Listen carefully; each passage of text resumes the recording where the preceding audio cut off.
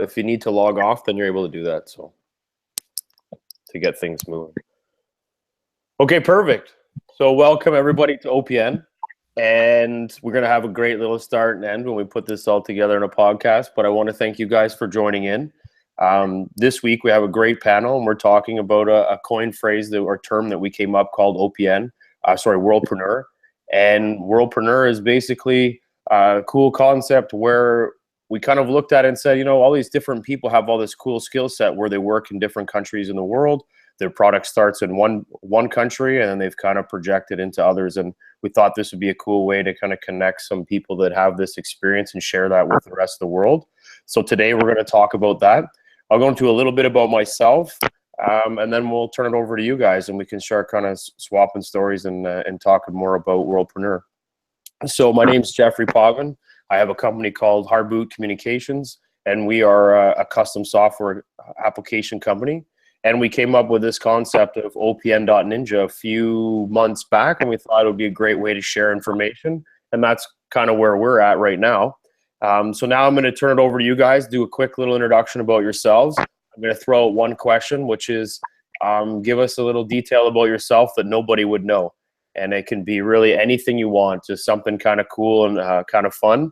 As an example, I used it in my side, and I think I've used this before, but I'll go with it anyways, that I've traveled to pretty much over 50 different countries. So I'm an avid fan of traveling, and yeah, so let's see where it takes me. But I'll turn it over to you guys. Raymond, why don't you jump in and give us kind of a little bit of your background, where you're from, and what you do. Sure. Name's Raymond Wally from Toronto. I run a company called The World is Global. It's what I call a venture creation firm. Not to be confused with Adventure. That's more Mike's realm, which you'll meet later. So the way I like to frame it is we start startups. So I start companies. And something that no one knows, I guess. I am an avid competitive, I guess, cricket and baseball player. Sweet. And where'd you come from? What's your background? Where did you start from, and what got you into all this? So based in Toronto, born here, and I guess I've always been the entrepreneur. So I started my first company, carapps.ca, when I was 21, and never looked back. Really, kind of this is what I've been doing: starting companies and being involved in entrepreneurship and ventures. And I can't see myself doing anything else. I really like it, and you know, I would say it's my passion. So I asked myself if you know, I could do anything in the world, if I didn't have to do this, I'd come back to starting companies. So I guess I'm lucky in that sense. Sweet. All right, Mike, you're up. Hey, I'm Mike. I'm also based in Toronto, and I started my company at the tender age of 23, just out of university. I was living in Fernie, British Columbia, and a beautiful little ski town in the Rockies. I got fired from my first couple jobs. One was a lifty, the other was day shift bartender at a bit of a miner's bar, and kind of realized I wasn't cut out for working for other people, and saw an opportunity and started off just by offering day trips in Fernie, and we've since expanded. We're in 15 different destinations now. We're just in the week actually launching a new program that I describe it as Airbnb meets CrossFit, kind of applied to mountain biking, and we're hoping to use that to scale up to 300 destinations by the end of 2018. So that's been exciting. And something not too many people know about me, I guess, is in April I was one of the first people to fat bike across the Arctic Circle Trail from the ice cap to the coast of Greenland. That pushed me to my absolute limits, and yeah, I like doing crazy things like that. That's freaking awesome. Yeah. I like that. Cool. No, I like it. Mark, you're up. All right, so my name is Mark, and I'm actually based in Amsterdam, originally also from the Netherlands, but lived in Canada for most of my life. Moved around to Korea after university, then lived in Australia for a bit, did my master's. Lived there for a while, and now I'm back I guess I'm back in Amsterdam for the first time for the last almost 4 years already. And I'm not an entrepreneur, just to like say it straight off the bat, but I do work for a company that's super entrepreneurial. And in that company, I'm actually responsible for setting up Asia as part of like the marketing team, and really working with our local teams in Japan, Korea, China, Southeast Asia, and Australia, which is pretty awesome.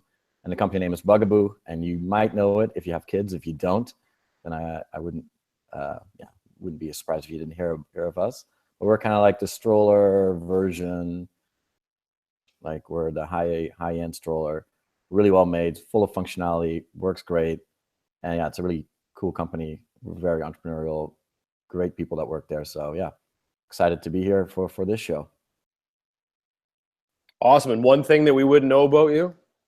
One thing you wouldn't know about me is that when, like a long time ago, I was in Bali with like a close friend of mine, and I DJed as a hobby in university. And I never really made it big, obviously, because you don't see me on billboards.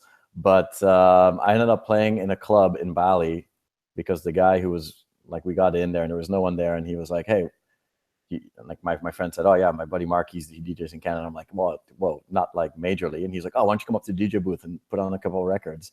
That was back in the day when they had no MP3, so they had like crates of records. I just put one on, then we flipped to him, and he went back to me, and he's like, oh, you're pretty all right. And then we just ended up hanging out all night, the three of us drinking in the booth while the club filled up full of people.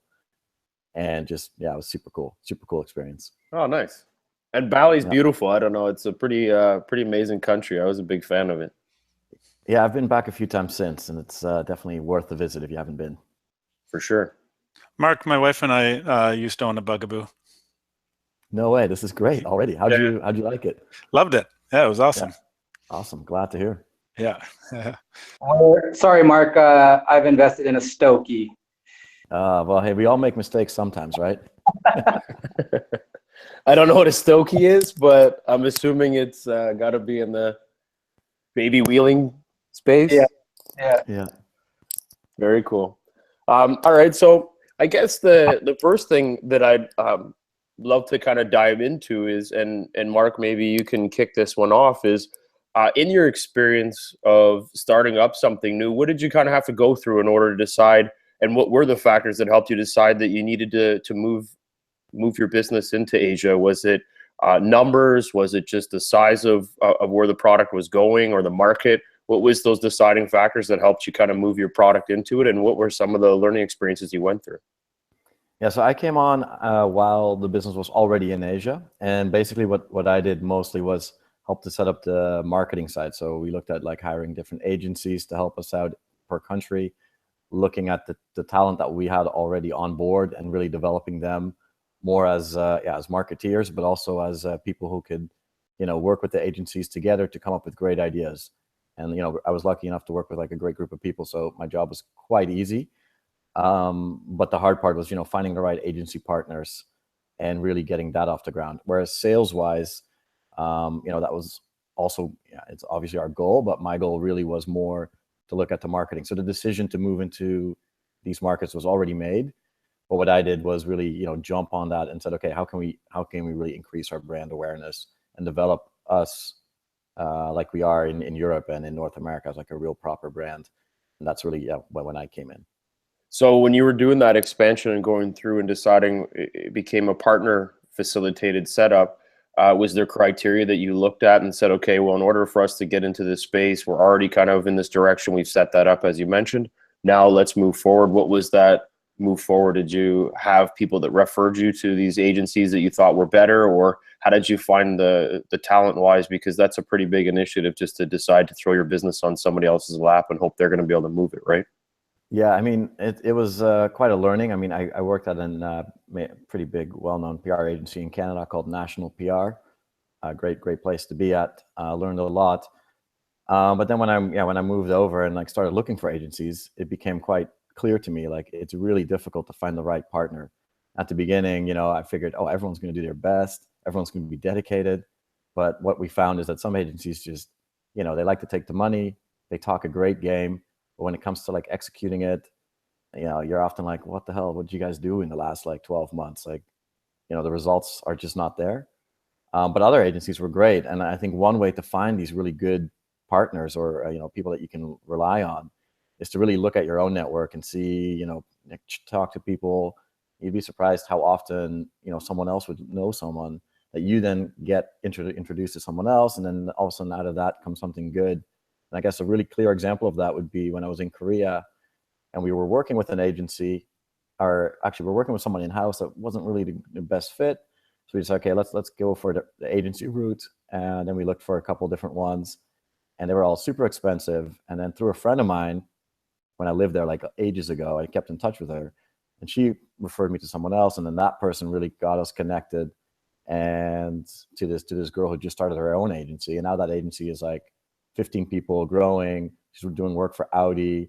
And like, luckily enough, we were one of her first clients. So we're still, we're always getting great service from her. So it's all about who you know and, tapping your own connections.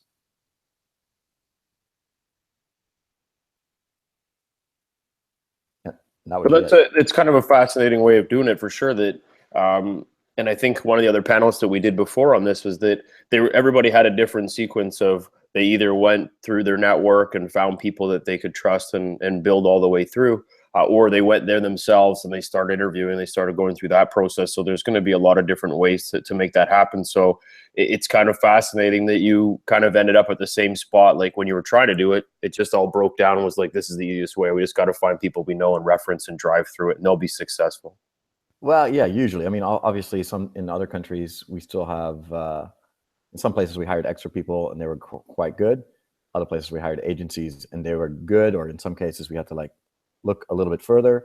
But in every single case, it's about, you have to go there first yourself because you need to meet these people face to face before you sign any kind of contract. At least in my experience, I think everyone has slightly different ways, but for me, it was like, let's go there, meet the people, do a little review, and always get at least 3 different partners to, put their game in the hat so you have some comparison, because otherwise you can hear the greatest story ever the first time, but who knows what the other people are going to say. So it's always good to get some way to like look at other people and get their opinion as well.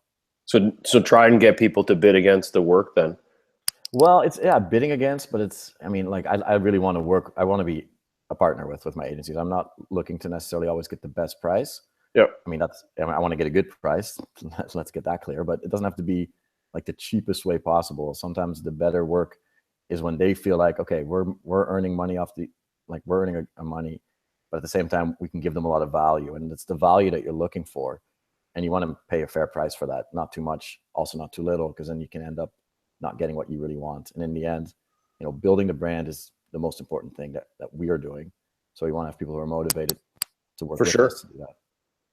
And Mike, when you guys were looking at expanding from when you started the company in your 20s, how did this work for you? Did you guys, obviously you're in a lot of centers around the world, so what was kind of the way that you structured your business and how did you go about attacking these other markets?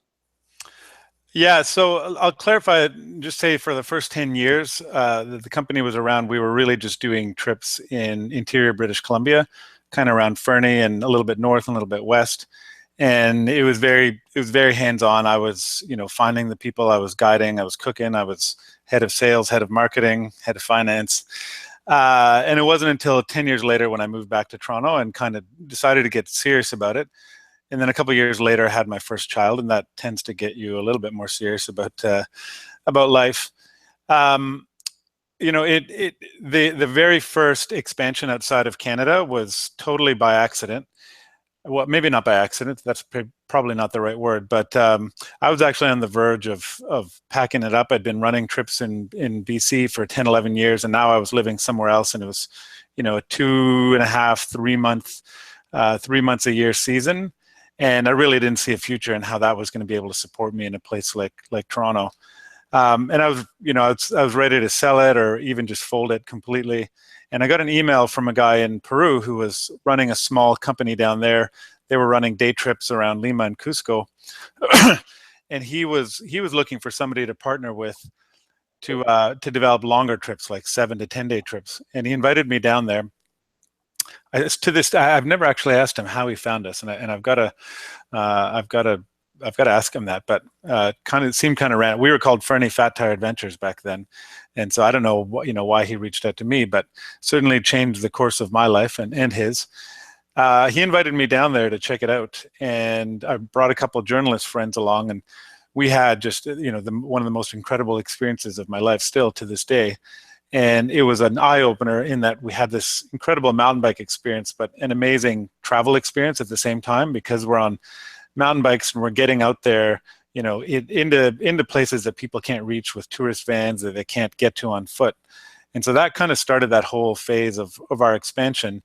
And then for the next few years, it continued somewhat accidentally. So there was a guy, he invited his friend from Chile on that very first trip, and then the guy from Chile said, "Oh, you got to come down to Chile. It's amazing biking here." So I went down there a few months later, checked that out, and then my wife asked my wife where she thought we should go after that, and she said, "Oh, I think she suggested Guatemala." So we ended up running trips in Guatemala and kind of went along that way for a while, but we've been more intentional about it over the last few years. We actually developed a franchise program. Two of the things facing our industry is with a company like ours that's running trips in multiple locations, you can either find all the staff yourself and hire them and train them and then run the trips yourself, which is a ton of work, or you can subcontract a local company to run the trips for you. And the problem with that is, they've got their own company, their own brand. We get them their staff to wear our jerseys, and we put, our magnets on their vans and stuff like that. We added a few destinations like that, but eventually you do enough of that and you just become a travel agency, and that wasn't my intent. So we developed this franchise program, and we added a few destinations through that, and that's been fun. But I mentioned earlier, we're in the process of launching a new model, which is sort of a mix between a franchise program and Airbnb. And I won't say too much about it, just that it's very much a software kind of tech platform. We've been building it out for over a year. And if we can pull it off, our goal is to be in 300 destinations by the end of 2018. So we're currently at 15 now. This model is going to allow us to really ramp up, and it's much more sort of demand driven than going out there and scoping things. So we're super excited about that. I've gotten, in the last month or two since we've released details about this, I've gotten more emails in all caps than I've ever gotten before in my life, and more exclamation points than I've ever got in my life. And just the level of excitement for this is awesome. So it's, I don't think I've ever launched anything in 20 years, including side businesses, where there's been this much excitement and customer demand. So I'm pretty excited about it. Oh, that's wicked. I think that, and if I remember correctly, in the industry, a lot of businesses have taken either or approach, right? So I think like G Adventures, did they build certain areas? They built them under ownership, and then the rest of them they franchise out. Is that the model that's usually done, where you go in and try to do as much as you can with certain areas, and then from there you start to do the same thing like as a franchisee model? Or is it you go in and you just set up your companies everywhere? How does that normally? Yeah, I mean, the franchise model certainly isn't that popular in the adventure travel space, and I don't know enough about G Adventures model.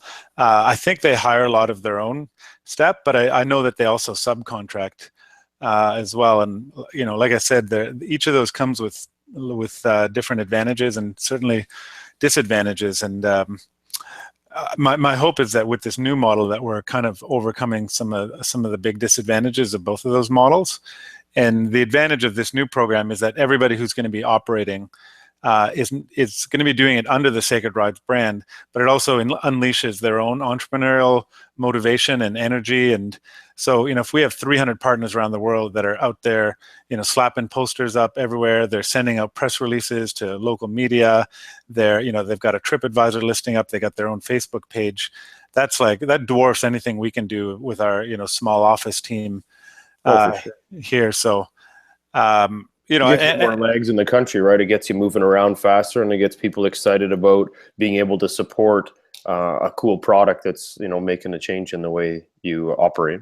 Exactly. And, our hope, it's very focused on 1 and 2 day trips, which are much easier to pull off than the longer trips. But our hope is that that's going to feed, become part of the marketing funnel. So people who go on a 1 day trip in, New Zealand, for instance, might come back and they do a 2 day trip in Switzerland or something like that. And then they want to do one of our core trips, our big, 7 to 14 day trips. So it just allows us to reach a lot more people with the brand. And, yeah, it's exciting, and it really, unleashes a tremendous amount of entrepreneurial energy around the world. Oh, for sure. No, that's pretty cool. Raymond, how about yourself? Where's the world taking you, and where did you start to expand to, and where did you find your niche in those different countries? Can you hear me? Yep. I think for me, most of my travel has been, I would say probably 80% leisure, if you want to call that, and 20% business. So I think I tried to count it last night. Probably have to go back because I forgot a couple, but I think it was 25 countries and maybe 60 cities within those countries. As far as work related, but for me, I think I've always blended the two. So work and travel is always the same. If I'm traveling for quote unquote vacation, I think as an entrepreneur, you're always looking for opportunities that you could bring back home, and vice versa. Opportunities at home that you could bring to a new market. It's hard to switch off that kind of opportunistic, if you want to call it that, drive or opportunity seeking nature. So we've, as I said, I've been to China for sourcing suppliers, which was an interesting experience. Great culture, great, very hardworking culture, and I've expanded as far as having people. So the whole impetus behind the World is Global is that you don't have to be locked in to just your market, or you just don't have to hire locally. So we have a virtual assistant in the Philippines. I remember one time I used a platform to hire a web developer, and I had asked him where he was, and he mentioned the city, and I had to Google it because I had no clue where it was, and it ended up being a small town in Bosnia or something. But it's just so, with the advent of these platforms, it's just so easy to hire somebody and across the world and pay them too. Where back in maybe 5-10 years ago, that wasn't even an option. We have graphic designers in Argentina that do great work, and not only is it a benefit for cost-wise, but the quality of work coming out of these places is great. And it's been a huge benefit for business. So that's kind of my thinking behind Twig, and kind of how do we leverage those experiences. And I remember traveling to India and just seeing the difference between the people who do really well. They have the capital to start businesses, and the people who are working those businesses making $1 to $2 a day. So the divide between the have and have not sometimes is sometimes just startup capital. So through this traveling, I think I believe firmly that entrepreneurship and education could bridge the divide as far as poverty goes and prosperity. So I'm a big believer in models like Kiva. I don't know if you've followed Kiva at all. Yep. The microloan platform for entrepreneurs. So I love that, and I just try to integrate travel into everything that we do. So what I call a workcation, if you're going away to San Francisco or to Malaysia for vacation, you bring your laptop and you get work done and see what's out there. For sure. So do you find that you mentioned like with hiring people in China and other countries, and I know you guys can talk a bit on this on the franchise side, is there any learnings that you've had while working in these different countries that you can throw out there? And as an example, some of the things that we've had with working with our teams in the Philippines, they've changed some of the regulations where we had to have multiple owners in order to run a company. So we weren't able to just go and build the company there ourselves. We had to have, I think it's 4 other owners, with one being a foreign ownership, and the foreign owner can actually own the entire business. So there has to be a certain structure that fits around it. So have you found any of that, or even inside of contract work, do you find that it's pretty straightforward? Everybody's kind of amenable using the rate and review kind of scenario where you rate a few people and that allows you to build your own business being an international employee, or what were your learnings from that? I think that a lot of the basics apply. It's kind of, I think Mark covered it. It's with when sort of sourcing out new vendors, you kind of walk before you run. You maybe start with a small project, a small order, and work out the kinks there. We've definitely had orders that have gone, I would say, wrong. Like for marketing, we've ordered one time, I think it was 100,000 tissue packs. And in Japan and China, instead of handing out flyers, they hand out custom printed tissue packs as kind of a marketing tool. So we had a client that did that here, and we went there and we took the extra steps to get, sample print sent. We paid for that to get it couriered over, double checking artwork. And still when the order came, there was, I would say, maybe 15% that wasn't legible because they had some sort of printing error mishap. So quality issues are a problem. A bigger problem when you're doing business overseas is because the time to fix it really can kill you as far as your margin goes and your client, because they don't really care where that you've sourced the product. They can't come to you to acquire it, and they have a deadline and a date that they need to meet. So there's those, but those are your standard issues. I think dealing with different vendors. It's just a bit magnified when you're dealing with somebody 24 hours behind you or ahead of you. No, that's a good point. I think it's a good kind of segue into the quality side of things, that as you are building out your brand, you have to pay attention to a lot of those quality issues, because at the end of the day, as a service-based business, which a product or service, unless it's a software-based issue where you can fix the problem on the spot and that fixes it for everybody, you get into a position where you really do have to monitor what's going on the quality side. Mark, on your side, when you're expanding and things like that, and looking at all these different markets, how have you guys been able to mitigate the quality side? Because obviously your brand's been expanding quite rapidly, as you said, you're kind of have the baby carriage for Porsche. So how do you guys manage that with all these different areas in the world? Yeah, so interesting question. Basically, the way that Bugaboo expanded itself was that they very quickly realized that they needed to be in charge of their own manufacturing of their own products. So, just to talk a little bit about before I joined the company, two guys started it about 15 years ago, and it grew to now roughly 1,000 people globally. And when I joined the company, I was a new guy for about 7 days, maybe less. And there was already someone else who got hired after me, and I was like, oh, this company is on fire. So that's all great. But then just to go back to your question, basically the way that they started was, first they were using like a third-party offshore manufacturer that was doing it with them. They had, like, the company owned the molds, but they were making the products. But then they quickly realized, the biggest thing about, especially in like baby products, you want to have quality and safety as number one, and something that our owners of the company really believe in. Treating their employees fairly and having that quality and making sure that the product is as safe as it can be. And that was their main motivations. And then they quickly decided, once they got up to a certain scale, they were like, we're going to start our own factory. And now we have full control over quality. We even audit our suppliers to make sure that they're, adhering to our standards, in terms of like labor practices, sourcing practices, the environment, like all these things are being looked after, which is all great. And I mean, this is talking from a lot larger company than, maybe some of the other companies, but that's how they started it.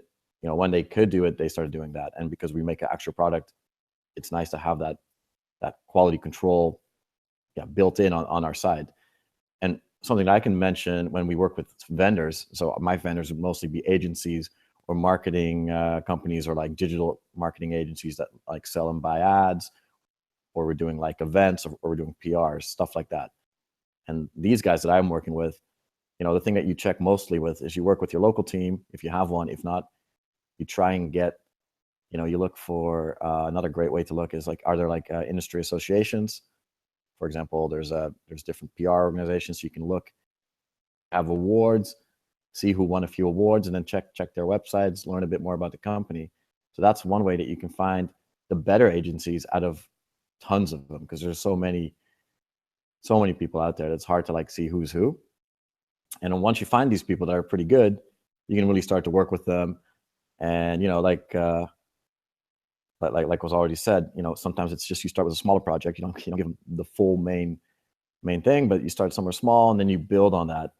And you make sure that if you do a year contract, like what we do often, that you have a clear list of deliverables, and that you can refer back to that to say like, hey, look, you haven't really been performing on these two things. What's going on? Is it us? Is it you? How can we do this better together? And then, that's how you can kind of keep them sharp, keep yourself sharp as well.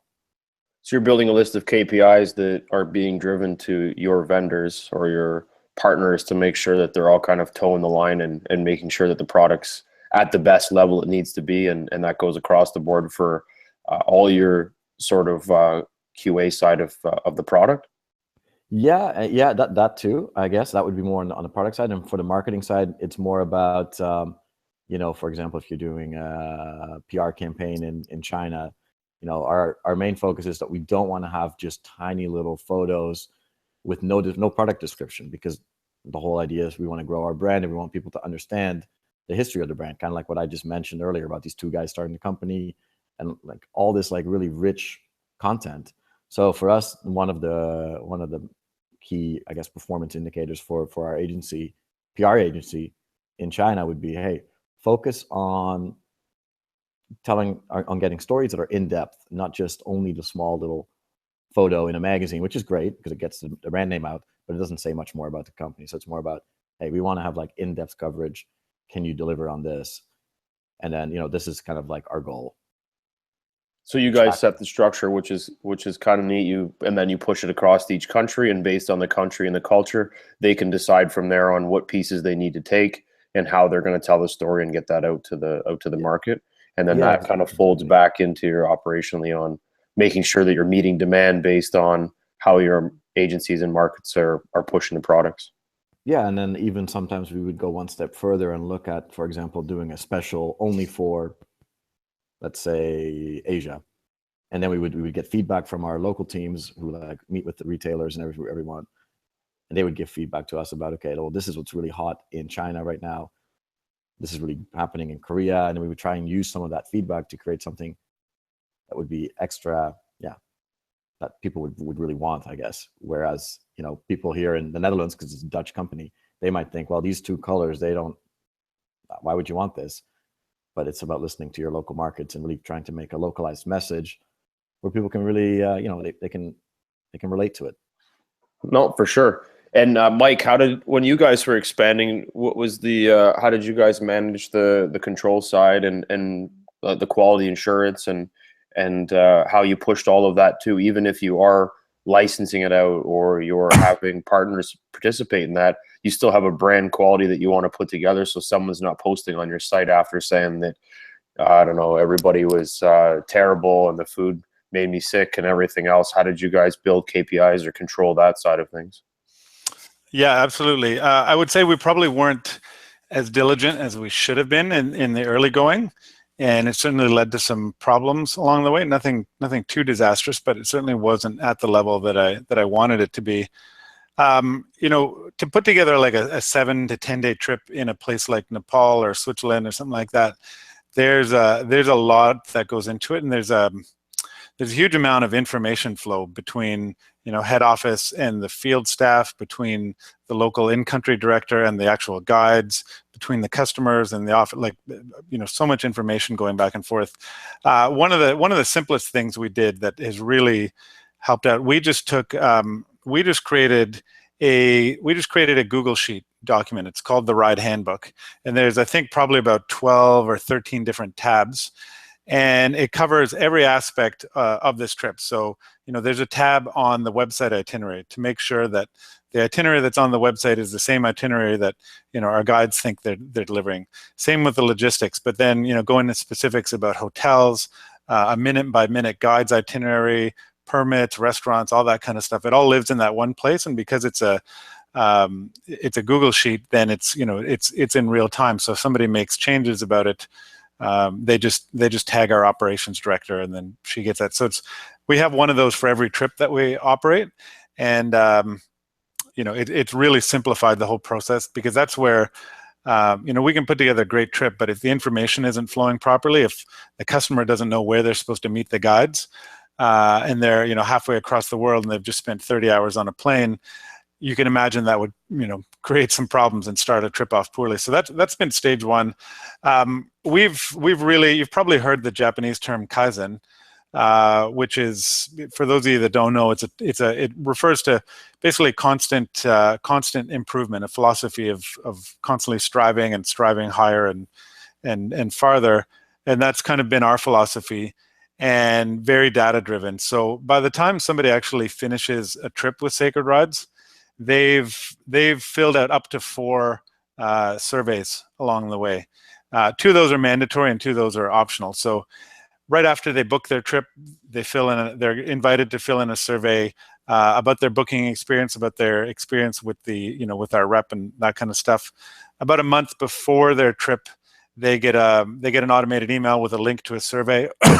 That's a smaller one, just 2 questions. On a scale of 1 to 9, we use a 9-point scale. I won't go too deeply into why we do that, but on a scale of 1 to 9, how has our customer service been so far? And then second question, anything we can do between now and when your trip starts to really, make your experience an amazing one. So that's been a great one just for assessing our customer experience. And then during the trip, they have the mid-trip survey. So that's usually like day 3, and that's about I think about 7 or 8 questions. That just gives our guides an opportunity to assess what's going on, give the customers an opportunity to give feedback, and they might not feel comfortable, coming forward to the guides or something like that. Gives them an opportunity to correct sort of in mid-course if they don't like the food, they don't like the beds, whatever. And then finally, a big, long, detailed one at the very end of the trip. And those last 2 ones, the mid-trip survey and the end-of-trip survey, are both mandatory. And there's a lot of data within those that's part 1 of it, is just making sure we have the data. But the other part is making sure that it gets acted upon. So my operations director goes through every single survey, every single trip, and identifies opportunities for for improving the trips. And it's working. Our average trip ratings, especially in the last quarter, are just through the roof. Like we have people who are just falling over themselves to say, like, this was just the trip of a lifetime. So it really starts with making sure that there's lots of opportunities to gather that data, and then that it's acted upon. It doesn't just sit in cyberspace doing nothing. Well, I think that makes a lot of sense. You got to have your business in general. You always have to be looking over your shoulder to make sure that everything's being done properly. But I think if you're outsourcing or you're licensing or you're building teams overseas, you always got to have some sort of report or some sort of information that's going to build back, so that as you're doing that quality analysis, you're able to measure it a lot easier, but you're also acting upon it. Because those slight little changes are always going to benefit the customer, and they're going to want to reference you again or build it up for another time period, right? So you always got to be thinking long term. So, and if I could just add one other thing, for sure, is that we took a deep dive into our operations earlier this year, and we've got about over 50 people who are running our trips for us around the world, our guides and field staff. And like I said, there's so many elements that go into a trip, and there's so many elements that go into a great trip. And we used to approach it from like, oh, we got to get this right, we got to get this right, and we got to get every single little tiny aspect of the trip right. And we certainly haven't given up on that, but we also sort of pulled back on that a little bit and said, hey, we can't get everything perfect, and everybody has their own idiosyncrasies, what they like, what they don't like. And we decided we would distill it down into what we feel are the most crucial elements of it. And so we actually came up with what we call four critical elements. of a sacred ride, and then 4 critical moments. And these describe, the 4 things that we think are most important, and then the 4 moments in the customer journey that we think are the most important. And that stems from a philosophy. If we can get these things right, we're 95% of the way there, and our guides will hopefully fill in the rest. But that's the stuff that we focus on in our training and our ongoing feedback and that kind of stuff. Whereas before it was just kind of, we talk about everything, and it was too much. And so now it's just like, get these 8 things right, these 4 critical elements, these 4 critical moments, and you'll be most of the way there. So that's helped to really simplify the whole thing. No, that's brilliant. Sorry, I have a question for Mike. Yeah, What are those 4 critical aspects? The 4 critical elements, they are moving and memorable local experiences. So our goal is to make it really feel like you're a local traveling kind of in your home area. So we incorporate lots of experiences, like, hanging out with the guide's family, or in Fernie, we take them to the local toonie race. Everybody throws in $2 and fastest time wins, and everybody goes to the pub afterwards. So we bring our customers out to those. Attention to detail is and meticulous organization. So really focusing on little things you can do in the trip that really show that you're super organized. So things like, calling ahead to restaurants to let them know, hey, we're going to be there in 20 minutes. Can you get the table ready? Can you get some drinks on the table? Stuff like that. Now, I actually just did a presentation on this a few days ago. Now I'm blanking on the other 2. Let me switch to the 4 critical moments. Were the pre-trip planning, so that that time before somebody's gone on a trip, making sure we got that right. The saying hello. So when we first greet the people, so we want to start off on a bang. So it's not just like, hello, welcome to your trip. We'll take you to your hotel now, but like, let's make that part of the adventure. The downtime, that's another critical moment. So we spend a lot of the time on the trip biking, but then the downtime tends to be an afterthought. It's like, okay, we're done biking at 5 o'clock, dinner's at 7:30, go shower and hang out. And now it's like, how do we approach that from a standpoint of making that an adventure too? So, in Slovenia, for instance, the second day they finish biking like 4 or 5 o'clock, and dinner's at 7:30. Our guides now, it's this beautiful 300-year-old, it kind of looks like The Sound of Music. Their property up in the mountains, mountains in the background, rolling hills and stuff, and they have this old barn. And they take everybody out to the barn, and they screen mountain bike movies on the side of the barn. Everybody's sitting on hay bales inside the barn, and it's a really cool experience. And then the other one is saying goodbye. So making sure that we're really ending off the trip on a bang. And I'll see if I can remember the other critical element. I'm sure it'll come to me before the end of this interview. All right, sorry, I didn't mean to put you on the spot there. I was just curious. I haven't. We ran out of coffee today, so I haven't had a coffee yet today, and it's 4 o'clock, and this is probably the first day in 6 months I haven't had a coffee. No, that's awesome. And I think what you've done is you've looked at making sure the experience is always going to be memorable, so that if there are little snags along the way, you're always able to overcome them, because the bigger picture, watching the movie on the barn or whatever that might be, will help offset any sort of little things that go on. And I find that amazing, because that should go inside of any sort of product. When you are working in outside of other countries, you can't always regulate every single component, as you mentioned, every little piece. And there was this fascinating, I can't remember if it was a documentary, an article, whatever it was, but there was a problem when you would land in a plane and you would get to the airport and you would have to wait. Sorry, when you landed and you went to get your luggage, the issue is that I have to sit and wait an hour for my luggage. And they said, well, we're looking at this all wrong. We should be looking at it as, how do I create a better experience so that when you get your luggage, you actually might have got there in the same amount of time, but instead of looking at it as I had to sit and wait an hour, how do I take it so that I would get there when the luggage got there? So they started doing is they would start allocating planes to land further away from the terminal, so that you had to walk further, So by the time your baggage actually got there, you were already there at the same time. So people wouldn't complain anymore. So they found a way to work around the issue, which was your luggage is going to take that long to get there anyways. So why don't we just make sure that you got to walk the longest distance so that when you actually get there, your luggage is there when you are, so you'll be happy. And you'll go home having the greatest experience and say that you had a best flight, your luggage was there when you got there, and you went home. So in a way, you're kind of doing the same thing, as you're looking for the key elements that make that service or that business great, and you're making sure that those are exemplified throughout the journey of that service. So I find that that's pretty cool.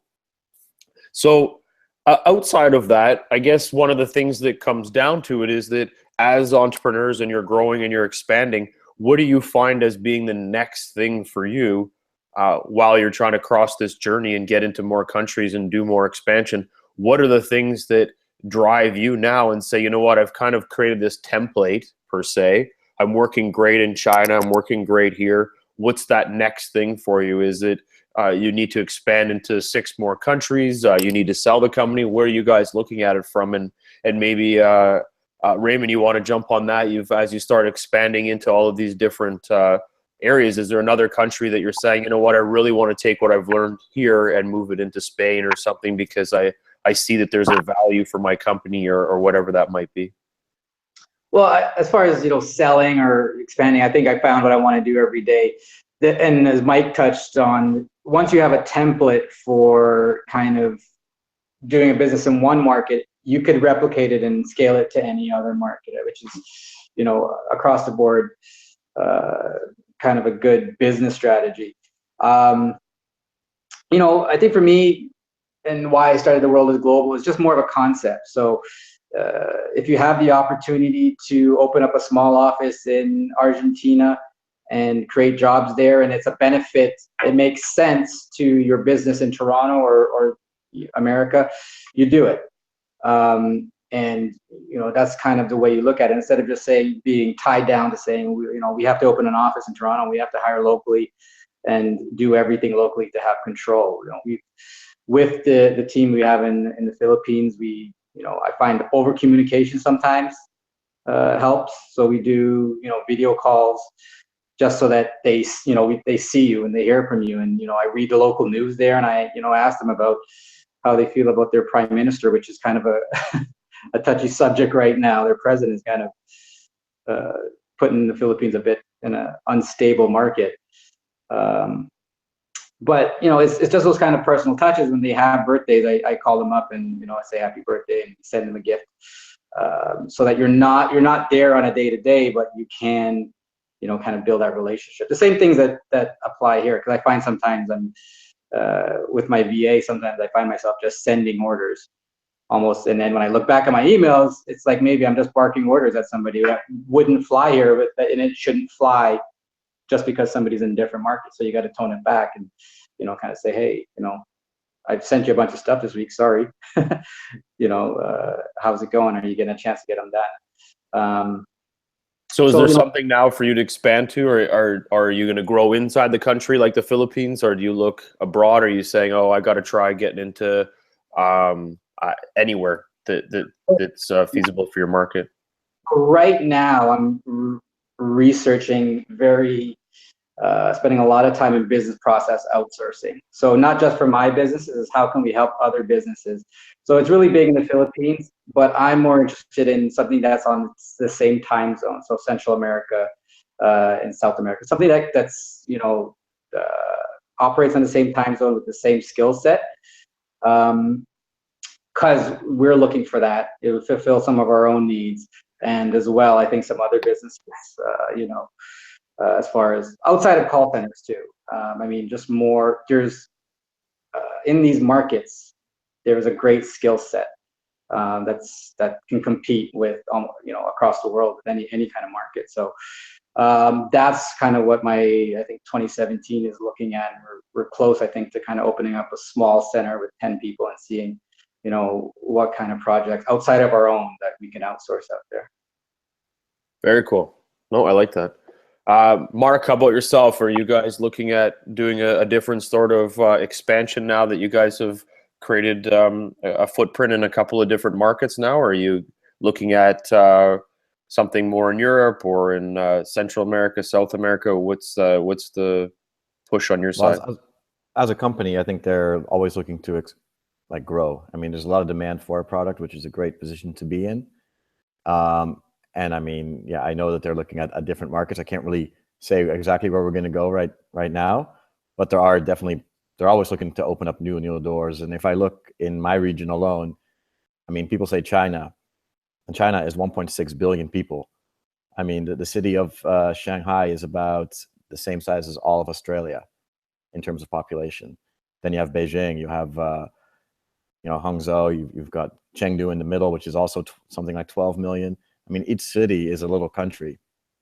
So even within China, we've only scratched the surface in Beijing and Shanghai. People know us, but in the other tier 1 cities that are a little less well known, and certainly the tier 2 and tier 3 cities, which still can have 2 to maybe 1 to 3 million people living there.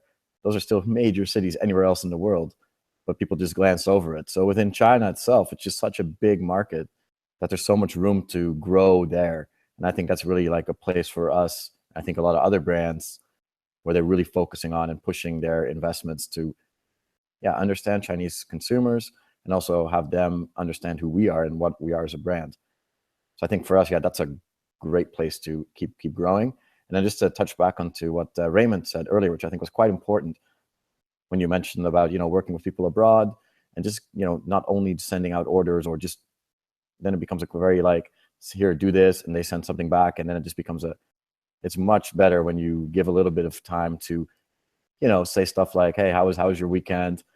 Tell me about this, tell me about that. And I mean, I personally feel that all the teams in all the different countries, the people that I work with on a regular basis, I think we have, like, I almost feel like I work with them more and know them better than people in the office here in Amsterdam. That's also because I talk to them almost on a daily basis.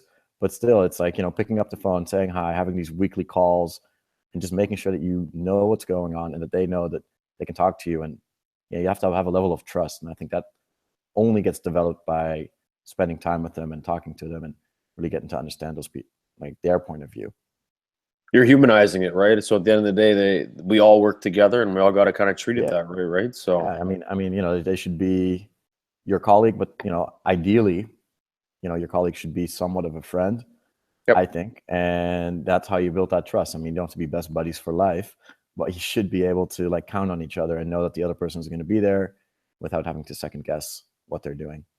No, exactly. 100% agree with that. Mike, what are your thoughts?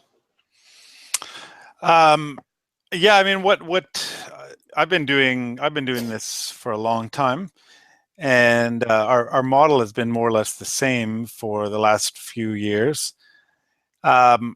And it's not that I'm bored with that in any way, but I do certainly like new challenges. And this new platform that we're building out and launching, it excites me on a number of levels. One, because it's a big, challenging thing to pull off, and it's kind of one of our most ambitious projects. But I love that we're taking the same thing that I get so much joy out of, which is running this company, and in the early days, guiding and getting out there and doing like my very first trip ever. I think it was one guy, and it was 1996, and he hired me for a one-day trip in Fernie, and I think he paid me like $90 or something like that for the day. And I had a big shit-eating grin on my face the entire day, and he probably thought I was stoned or something, but I just couldn't believe somebody was paying me to ride my mountain bike, and I was riding my mountain bike and in the mountains and making money, and that that feeling continues to this day.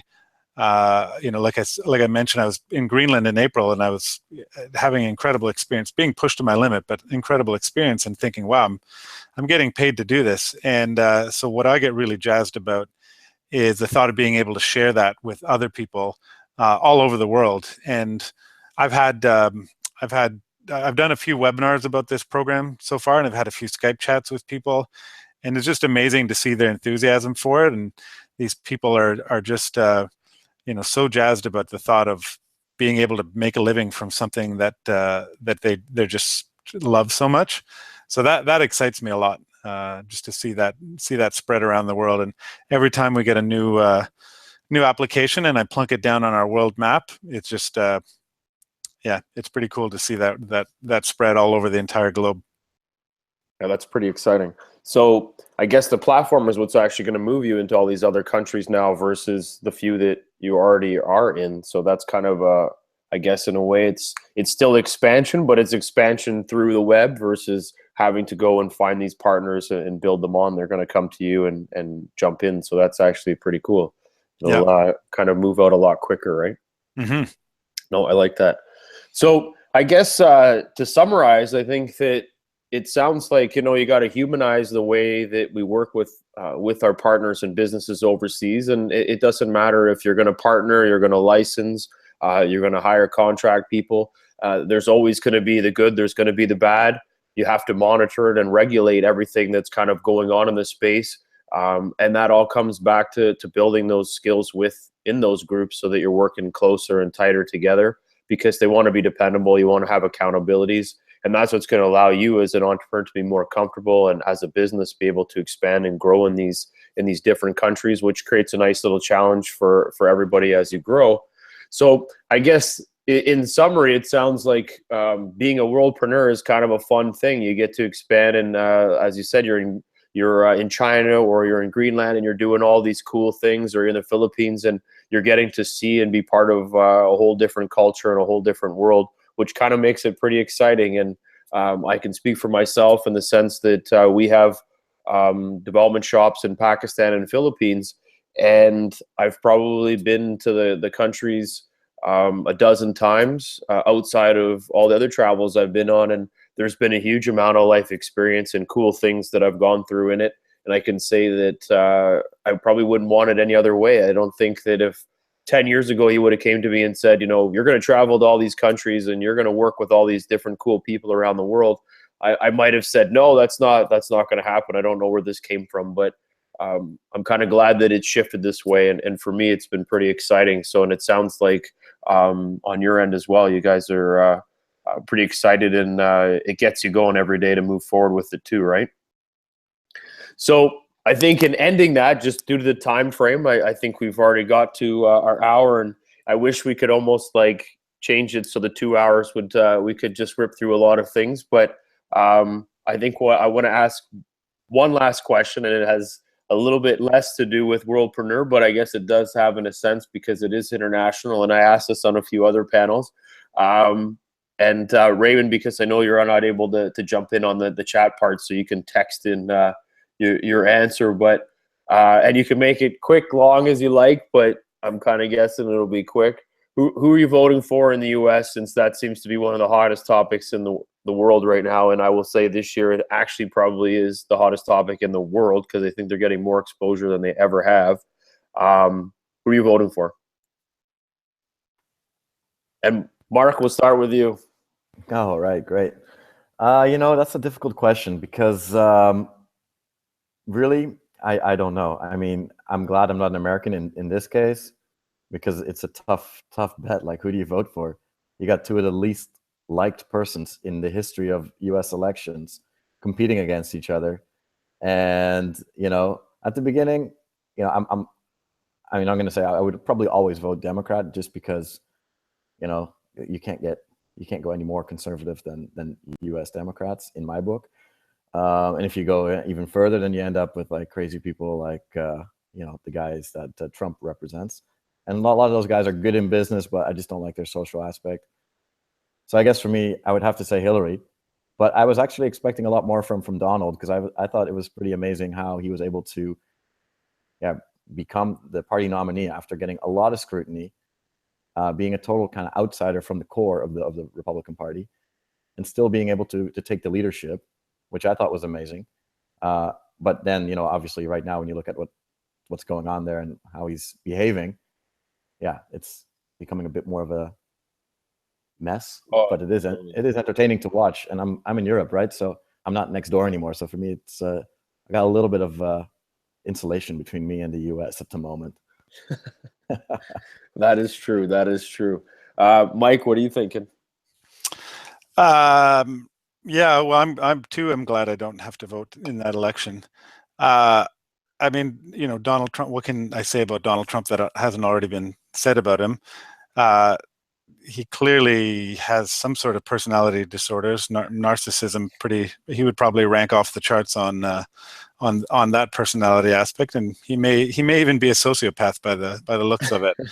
I don't know. My personal take, and he's clearly unfit for office with that kind of temperament, and I certainly wouldn't want him being commander in chief of the armed forces.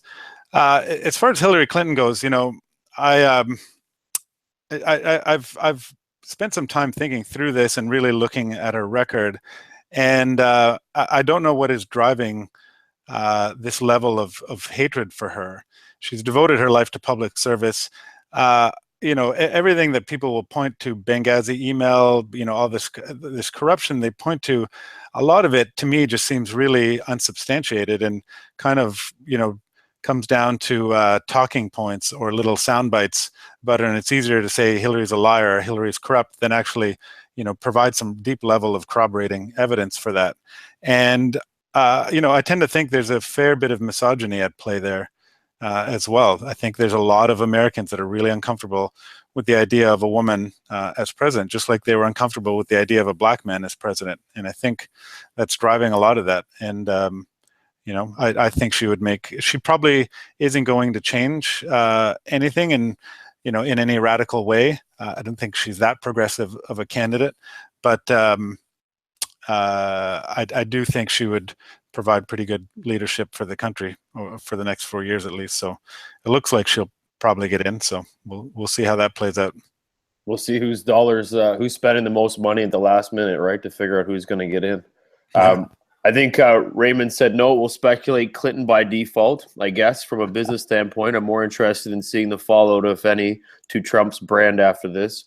I think overall he's probably going to take a bit of a beating if he already hasn't, from the way he's structured his personal side and his political approach to everything. You gotta wonder. I'm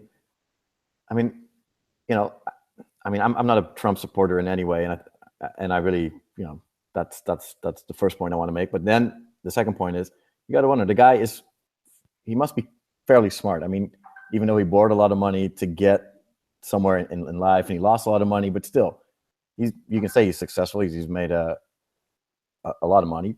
He has like a pretty big business empire. He has smart people around him. So I'm just wondering, like, why is it so out of control? Or, and then I'm thinking, is it all just a big scam, or like, what's going on? Like, I don't know. I have no idea. I mean, I'm just asking the question because I think it's so crazy what's happening, and it's just happening. It kind of makes you think that if there's one thing that I'm going to think about before I go and vote, it's who was doing the last craziest thing, and that person's going to come into mind, and I'm going to vote for him. And I don't know if that's what they're looking for, is who can leave me the last taste in my mouth before I do vote. And maybe you're playing that the Americans just don't pay attention enough, and that's really what it comes down to, is who's going to market the hell out of them and get the last say. But it's a tough go, and maybe they're doing it intentionally to drive her to be number one, and maybe that was the ploy, and maybe he's being paid on the side to do that.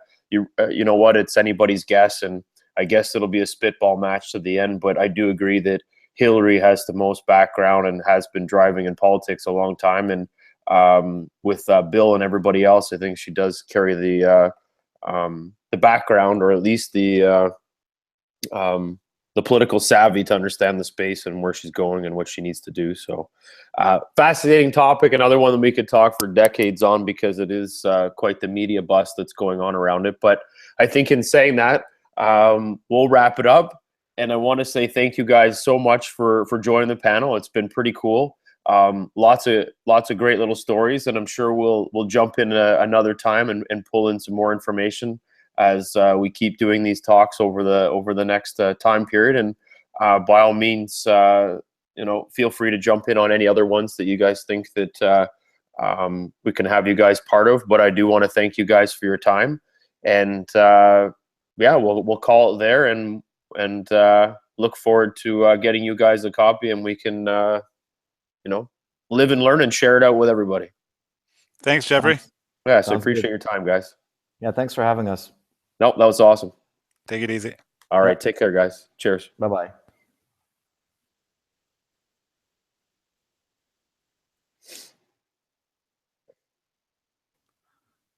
Thanks, Jeffrey. That was great. No, I appreciate your time, Mike. That was awesome. I'll see you maybe at a Spark Angels event or something like that. You bet. Yeah, No, that was awesome. Take it easy, man. Well, I'll definitely make sure we get this out to our networks. Cool. When it's ready. I appreciate it, man. Thanks, dude. Bye. Cheers.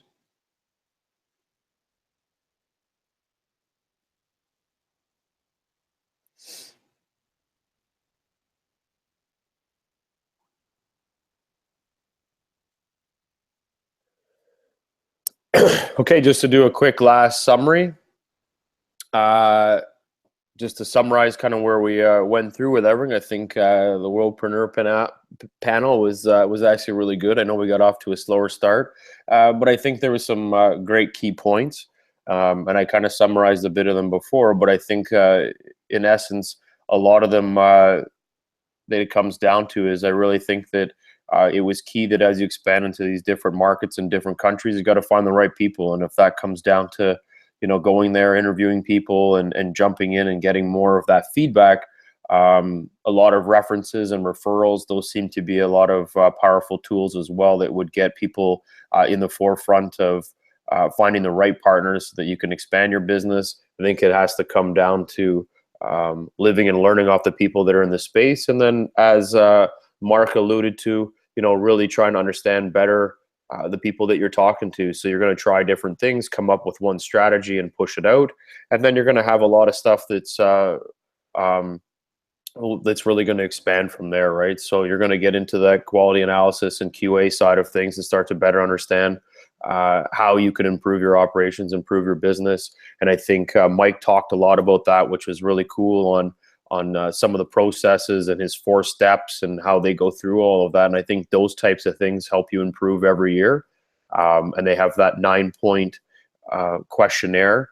Rate them out of 9. 2 of them are mandatory. So that was pretty cool. Give you a different spin on trying to better understand your business and where everybody can improve.